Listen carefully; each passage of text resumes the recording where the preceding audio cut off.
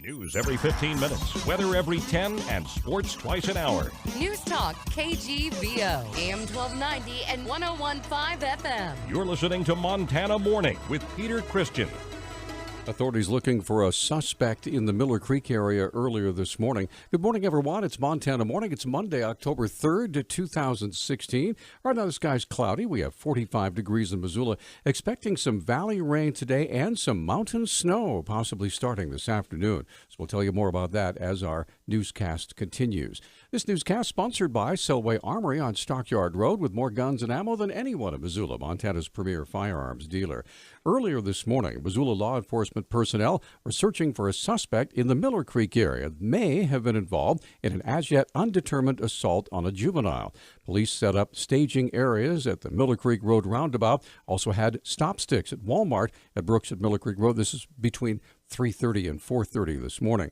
They were searching for a white Honda Civic that could be driven by the suspect, who was described as a white male with a scruffy face, wearing either a gray or black hoodie. Anyone with information about this incident or this individual asked to call 911. We are awaiting a call with more information from the Missoula Police Department.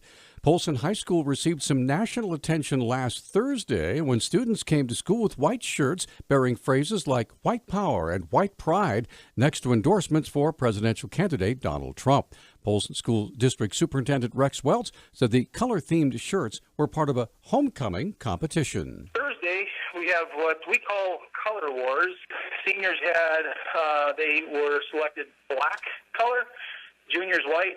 Couple of them had made a bad choice and wore something that was inappropriate. There were some pictures taken prior to administration knowledge, and so those students were dealt with once they got figured out what was going on. In response to the shirts, a rally was held at the school football field with a goal of focus on speaking out against racism. School officials say they, quote, applaud the students that stood up against this conduct, end quote, and will continue to forbid discrimination. We have kids coming in saying, Mr. Welch, they didn't mean it. They were sticking up for him. We had other kids that felt like it was offense. So you have the wide range of, they're just kids versus, that was highly offended. For me and our organization, we need to continue the anti-racism, the disrespectfulness, and sometimes kids aren't fully aware of their actions and how it relates to others.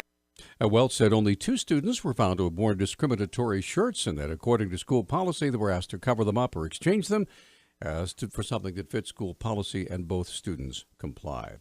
Helena High School is facing the possible loss of accreditation because of oversized classes. Interim Superintendent Jack Copps said the school is being placed under increased supervision until the problem is resolved. The Helena Independent Record reports there were at least 18 overloaded classes at the school for the past school year.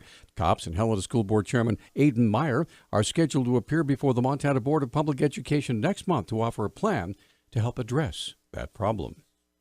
The University of Montana Law School hosted the 2016 Browning Symposium on Sexual Assault, Conflicts Between Campus and Courts on Friday.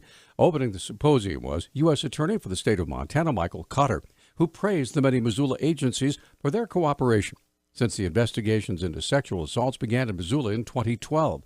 Cotter said the investigations are now nationwide. Currently, there are at least 200 other colleges and universities that are being investigated for compliance, as well as other matters dealing with sexual assault. These investigations are being conducted by the Department of Justice, along with the Department of Education. Cotter said Missoula's response to sexual assaults has set a new benchmark for the entire nation. In 2014, President Obama set up a White House task force to examine this issue. And since our involvement from the department side back in 2012, the University of Montana has made great progress and has become the standard, followed by other educational institutions that face this very difficult issue. Also addressing the symposium included Montana Attorney General Tim Fox, along with panelists from Harvard, Boston College, New York University, Hofstra, and the University of Pittsburgh.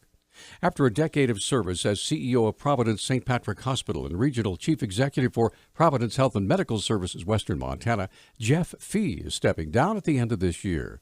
He would refuse to be interviewed on Friday. However, in an October 2013 interview with KGVO News, Fee looked into the future with the newly passed Affordable Care Act, along with other changes in the healthcare industry. But healthcare right now, in general, is really entering into a recession, and it's entering into a period of contraction rather than expansion. A lot of that's being driven by demand, market forces, with really putting a lot of pressure on our revenues.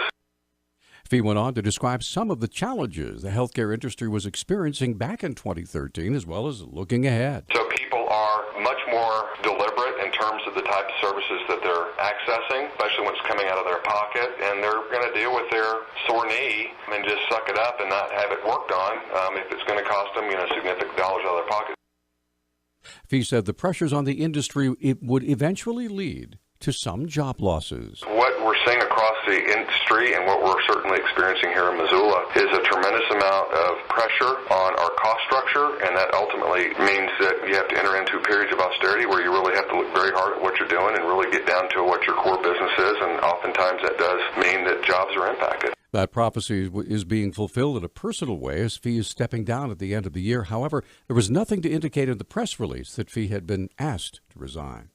The National Weather Service is calling for wintry weather in the mountains of eastern Idaho and western Montana early this week. Meteorologist Genki Kino said snow is likely starting this afternoon up in the high country. It's mainly going to be focused over, southwest Montana and Lemhi County in Idaho, and definitely possible that we could see some snow accumulation over mountain passes, such as Lost Trail, Homestake, and McDonald passes, and there could be periods of some slushy roads up there. Kino said the amounts of snow could vary from location to location. For mountain passes, we're looking at, up to 4 inches possible, but backcountry and higher elevation over like the Pintlers and, the Anaconda area, the higher elevations could definitely see snow amounts of up to 1 foot. Kino said the valleys will primarily see rain with highs in the 50s. Our Newstalk time, 6:11. Newstalk, KGVO. Missoula's official weather station. Mostly cloudy to cloudy skies today with areas of rain. Daytime highs will be on the cool side. We're only topping out in the low 50s. A chance of showers this evening with overnight lows in the upper 30s. I'm meteorologist Brooke Foster for Missoula's KECI 13.